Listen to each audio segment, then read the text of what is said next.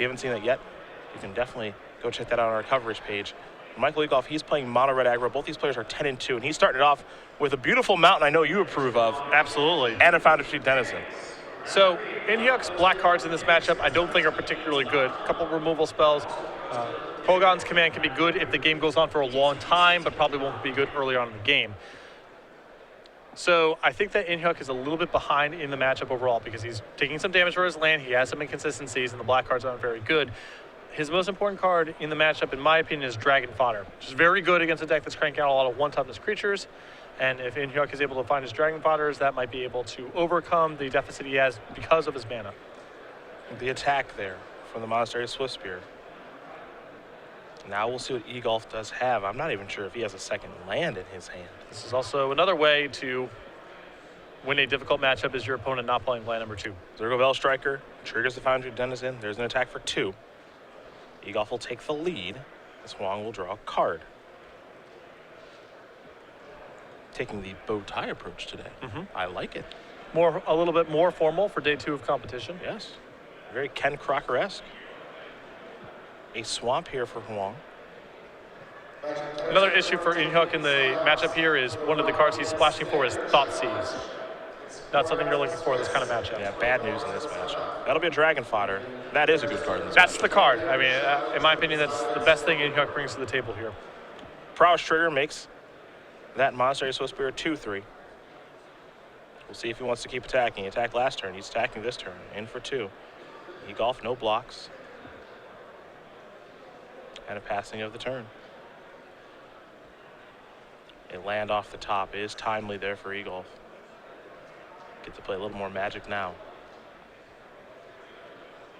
He also has a Dragon Fodder, which means 2 Goblin tokens will be joining the party. Foundry Street Denizen getting a little bit tougher. Here come the Knuckleheads.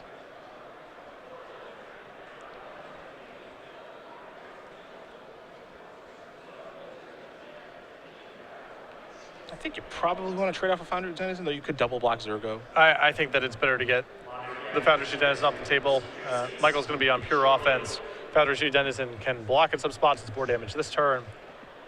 And you can always dash the Zergo Bell Striker later, so it's a pretty straightforward block. Both these players look to be mana light.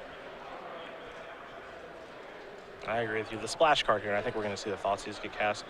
Just not a great card in this matchup. I still think you have to cast it, and Thoughtseize is a very powerful card, just not great in this particular matchup. Well, if Inuk wants to attack this turn with the Swiftspear, he needs to play some sort of spell, unless he's willing to trade the Swiftspear for 1 token, which is pretty rough.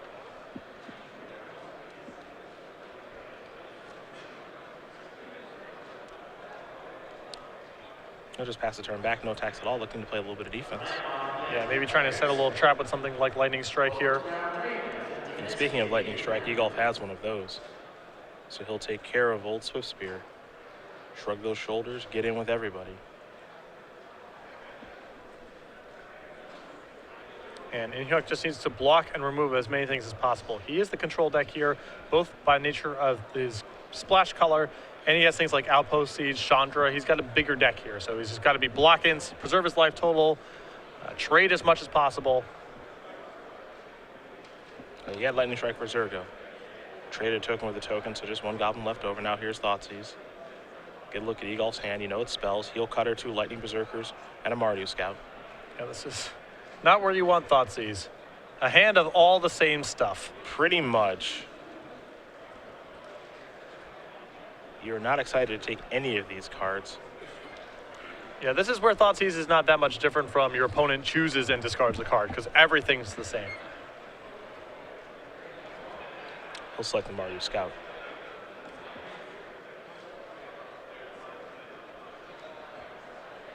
See if Hwang has a follow-up play. Looks like he does. It's a Zergo Bell Striker. Pass that turn back. That's better than the Goblin token that's out there. Egolf will draw. Copy of Foundry Street Denizen. There's Lightning Berserker. Here's a dash with it. Looks like no blocks. Yeah, and if I'm Inuk, I'm going to put a block here if Michael's going to allow me to. Michael could prevent a block here by pumping before blocks are declared because of the Iron Claw or Tex on Zergo. Yep. I don't know. If he's letting you block, I say you go ahead and block. Well, it looks like he's letting him block. So that's exactly what's going to happen. Inuk's going to take the opportunity to do that. So just a trade of resources there. Yep. If Michael is not blocking, or sorry, not pumping before blocks, it's indicating that he has something to do with the mana after combat. We know he has another 1-drop in his hand, so you just got to block there. Well, a third land is here, but it's a painful one in Mana Confluence. There's a Monastery Swiftspear.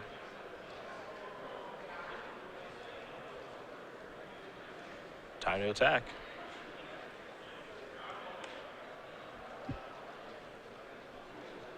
Both these players so land light means they have a lot of cards in their hand. We have an idea of what Egolf has. What we don't know for sure is what Hwang has. Egolf's draws are just a lot smoother, though. That's his edge here. Absolutely. Inuk going to take at least one. There's Kolaghan's command. Gets a little interesting here. Looks like he's shooting down the Swiftspear and going to raise dead the Swiftspear. Okay. A little Swiftspear party. It's not bad. 2 damage to Monastery Swiftspear that Egolf had. He'll bring his back. If Inuk is trying to block here, which is generally the vibe I get, Swiftspear is really, really good because if you compare it with a removal spell, if Michael gets too aggressive inside of combat, then you're blocking something, you're shooting something down, your Swiftspear grows, then you eat the thing you're blocking instead of trading. It's a very important card for Inuk in this spot.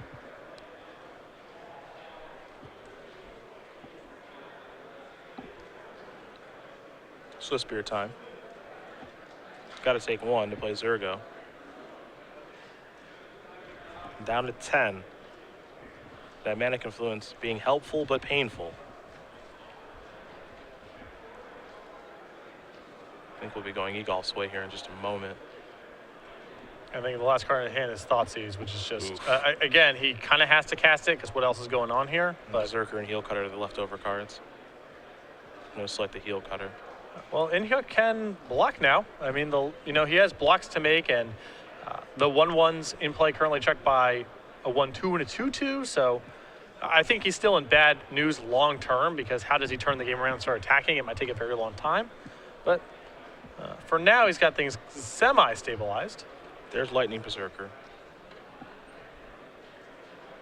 I think this is much like the same situation last time. If you get the opportunity to block that Lightning Berserker with Zergo, I think you got to take it. And I think that Michael should be pumping here before blocks. I mean, he's the aggressor in this spot. I don't see a lot of merit in allowing him to just trade here. There's an exchange of resources. You're just putting the ball in his court, and right now it looks very attractive from Michael's side just to squeeze through as many points as possible. There's a land very quickly tapping his mana. I wonder what this is going to be. Outpost Siege or Chandra, most likely. There's Outpost Siege. That would have been a great turn for Chandra. Yeah, no kidding. This is not bad for Outpost Siege, but if the game goes on for a very long time, Michael's drawing to a myriad of things. Michael does have a Goblin Rabblemaster in hand. The question is, does he have the third land? Not yet. The draw was Wild Slash. There's an attack for 1. Hwang's going to go down 6. Well, the card advantage engine's online. Yeah, the risk here is how long does it take for Inuk to turn this game around and close it out? Because Michael's got a lot of burn spells that he's drawing to. But this is, for drawing 2 Thoughtseizes and being behind early on, this is a pretty good spot. Inuk's battled his way back. Monastery Swiftspear is the reveal. That's a land in Bloodstained Mire. Gonna play old Swifty. I imagine just past the turn, attacking seems a little rough. There's a Wild Slash to make sure it doesn't matter. See if Egolf's able to draw that third land yet. Yes, sir. Rabblemaster's here now. Now things get tough. This is big time trouble. There's an attack for 2. Hwang's going to go down to 4. And it's the Goblin that Rabblemaster leaves behind, which is so difficult. We'll see if Hwang's able to find an answer. There's a Kolaghan's command. That's an answer. That's actually perfect here. He gets the same line of play that he had last turn, where he can go ahead, kill the Rabblemaster, get the Swiftspear back. Now you have a 1/2 against the 1/1s. It's hard to imagine Inuk doesn't just inevitably get burned out of this game, but that's one of his better draws in this situation.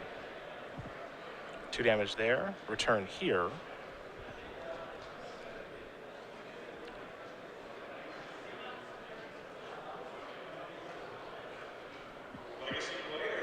sacrifice the fetch land, go down to 3. Fish a mountain out of the deck to play the Swift Spear. Command looks good in the matchup, that's for sure. If Inuk is able to drive the game out, it becomes very valuable. The problem is if the game's played on a short axis, which is what Michael's trying to do, well, the Gravedigger effect is only so powerful because both players are going to have stuff in their hand to cast the whole game, and it's not the most potent thing to do. When the game drags out like this, it becomes very good. Didn't get a great look at that draw. Here's the attacks. Simple block. 1 damage will come through. Egolf trying to finish things off. What do we have here? A Whirling Outburst is going to be real tough.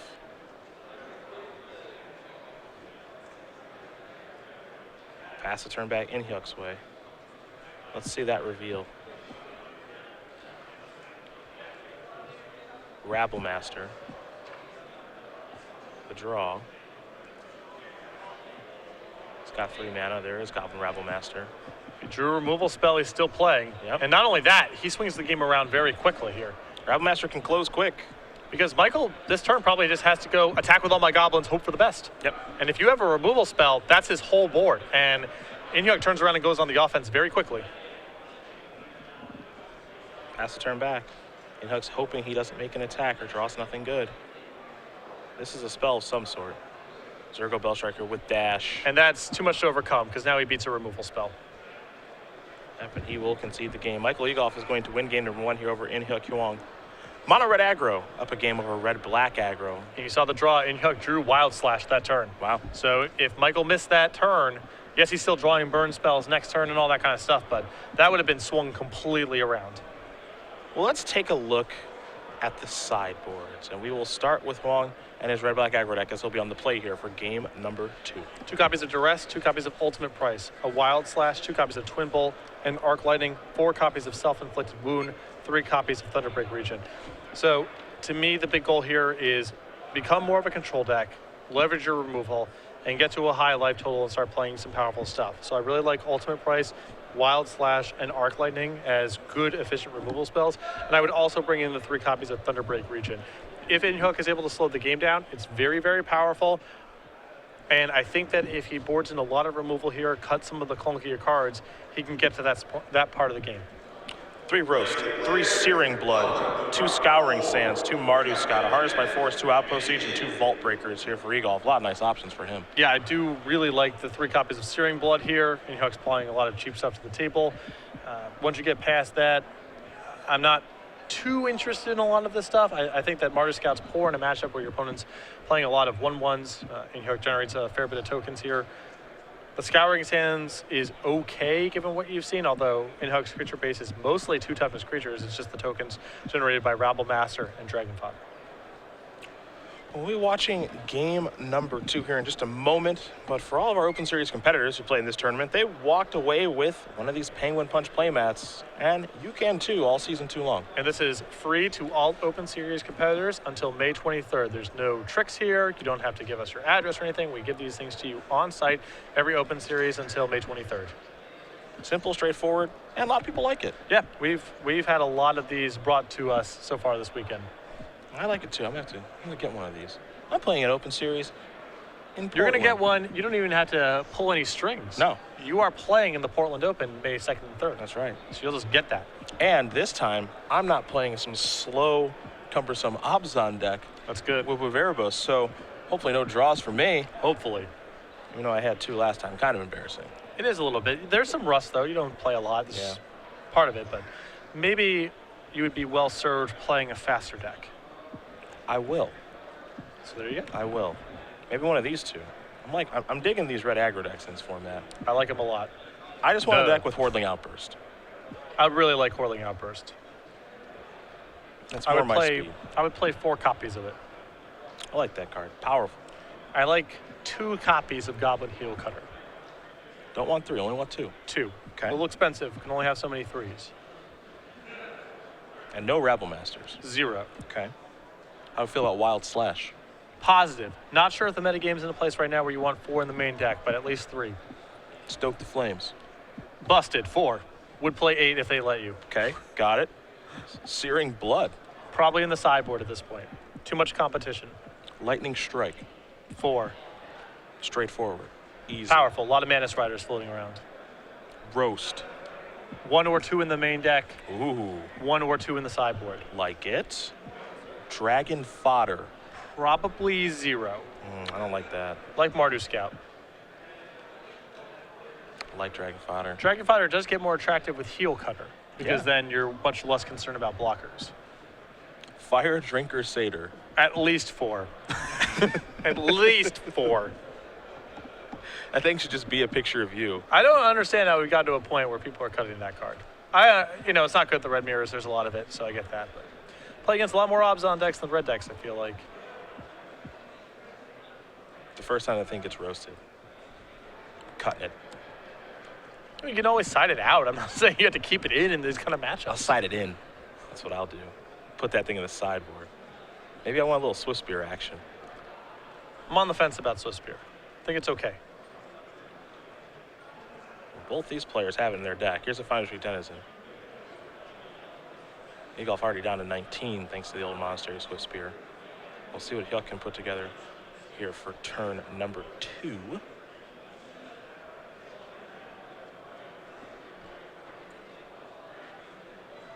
Got him out. Don't know if he has any black mana yet. You have to imagine he sideboarded out some of those black cards like Thoughtseize. The Thoughtseizes I have to imagine got sideboarded out. I would definitely keep in the one Murderous Cut. And Kolaghan's Command also seemed pretty good in the matchup. Those are his black cards in the main deck. Swifty coming in again. The follow-up is Zergo Bellstriker, pass the turn. There's a Mountain. There's the Swift Spear, trigger the Denizen.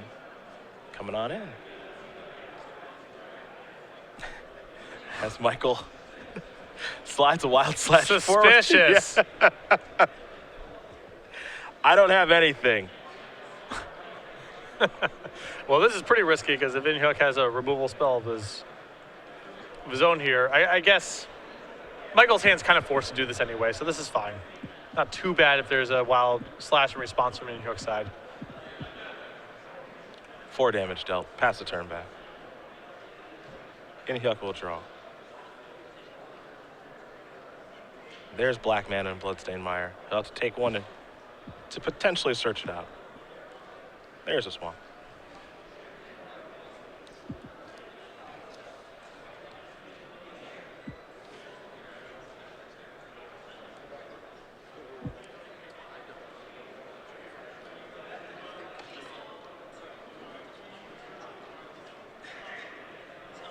Let's see what's next here for Hwang.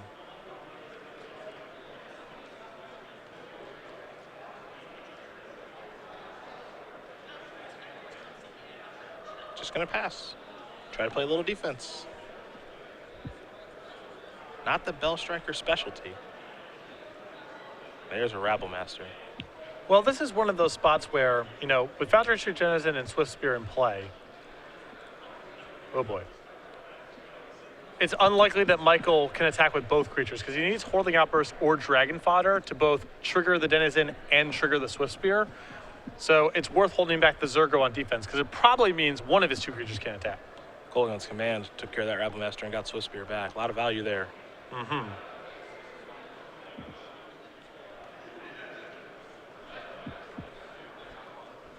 And you can tell Inuk understands his role in the matchup. He is solidly the control deck. He's the control deck here for sure. He is looking to block trade as much as possible. Here comes Zergo. Swift Spear hanging back on D. Pass it back. Foundry Tree Denizen in the draw. That's a lightning strike going after old Swifty.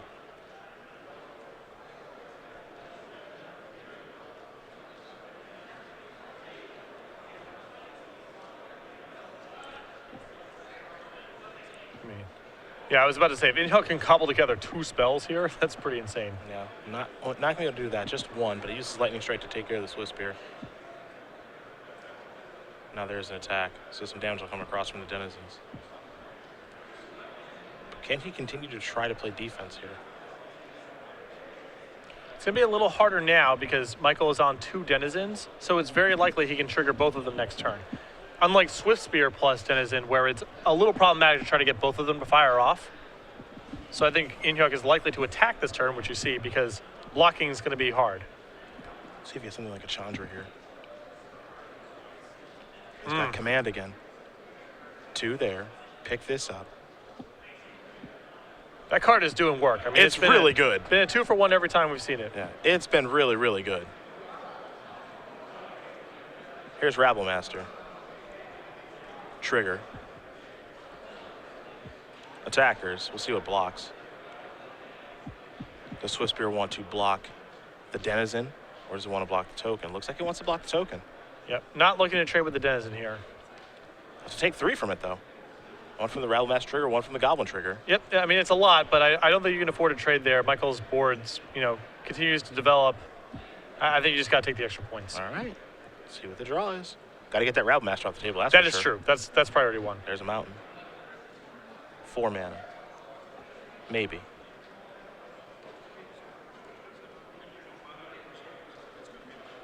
Looks like it might be Chandra. And it is. Pretty good. It's another piece of stabilizing. You can take down the Denizen here. Yep, that's gone. 1 and 1. You may see him, if he doesn't have Wild Slash, he may be forced to just chump block the Rabble Master this turn to preserve his life total.